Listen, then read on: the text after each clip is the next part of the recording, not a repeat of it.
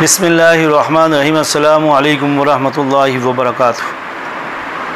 चंद दिन पहले हमारे पास एक मरीज़ आया, लेडीज़ थी, मुस्तुरात थी, तो उसके साथ जनात थे। काफ़ी डॉक्टरों को भी चेक करवाया, उन्होंने कहा कि इसके जहन का मसला है। पीर हज़रात के पास भी गए, किसी ने क्या कहा, किसी ने क्या कहा। तो मैं कहना ये चाहता हूँ कि एक दीनी घराने की लड़की, एक इस्लामी घराने की लड़की, मदरसा पढ़ने वाली लड़की के साथ अगर ये मसला होता है तो वो झूठ तो नहीं बोल सकती। तो वो बेचारे फिरते रहे, 7-8 महीने से फिरते रहे, तो परेशानी के अंदर थे। तो जब हमारे पास आए, अल्लाह के फ़ज़ल व करम से वो ठीक हो गए। तो कहने का मतलब ये है कि अल्लाह ठीक करने वाली ज़ात है। लोग, डॉक्टर ने ये कहा, जो मैं आपको बात बताना चाहता हूँ कि डॉक्टर ने ये कहा कि सीनियर डॉक्टर आ रहे हैं, उस बच्ची को चेक करना है, आप उस बच्ची को आप भेज दें। तो देखें, मैं तो उन डॉक्टर हज़रात को भी यही कहूँगा कि जो इन बातों को नहीं मानते, वो हमारे पास आकर बैठें।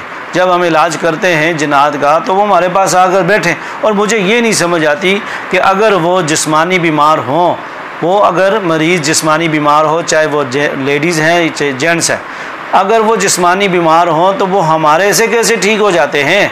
क्या हमारे पास तो कोई दवाई भी नहीं, हम तो हिकमत भी साथ पूड़ियाँ भी नहीं देते, कोई नशे वाली दवाई नहीं देते, तवीज़ भी वो लिखे लिखाए ही होते हैं।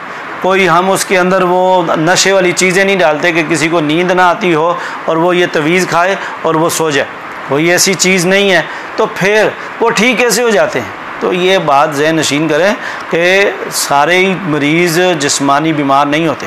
एक डॉक्टर साहब ने काफ़ी पैसे लगाने के बाद फिर रजू किया कि जाएँ आप अल्लाह तौबा करवाएं। और भाई, मैंने उनको कहा कि डॉक्टर साहब को कहें जाकर अल्लाह तौबा आप करें, जो आपने इतने पैसे लगवा के फिर आपने इधर भेजा। तो ये गलत है। अगर कोई ऐसा मरीज़ आ जाए तो डॉक्टरों को भी चाहिए कि वो कहें जी कोई अच्छे पीर, कोई अच्छे आमिल जो बाशरा हों, उनके पास आप चले जाएं, ये रहनुमाई करें। तो ये गलत है।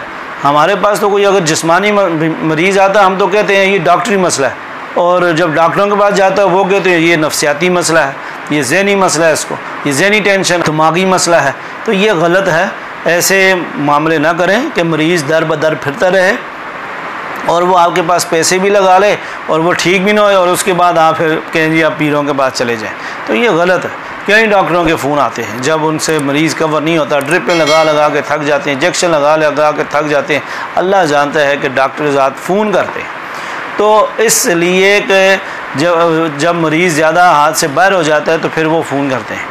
तो इसलिए ऐसे मामलों में न पड़ें, बहुत ज़्यादा नुकसान हो सकता है और मरीज़ का भी नुकसान है। आप तो लूट लेंगे, आप लूट मार कर लेंगे, मगर क्या फ़ायदा? कुछ नहीं होना, बनना कुछ नहीं। आप 1 करोड़ भी उनसे कमा लेंगे, आप फिर भी भूखे रहेंगे, आपको आपकी भूख फिर भी नहीं ख़त्म होएगी। इसलिए जो जिसका मरीज़ है, जिस शोबे का, जिस तबके का, आप उसके पास भेजें। अगर आप ख़ुद भी उसका इलाज नहीं कर सकते तो आप किसी और सीनियर डॉक्टर के पास भेजें। अगर वो रूहानी मसला है तो किसी बाशरा आमिल के पास भेजें, तो ताकि वो मरीज़ को तकलीफ़ ना हो। अल्लाह ताला हम सब को दीन के मुताबिक ज़िंदगी गुजारने की तौफ़ीक नसीब फ़रमाए। आमीन वल्हम्दुलिल्लाहि रब्बिल आलमीन।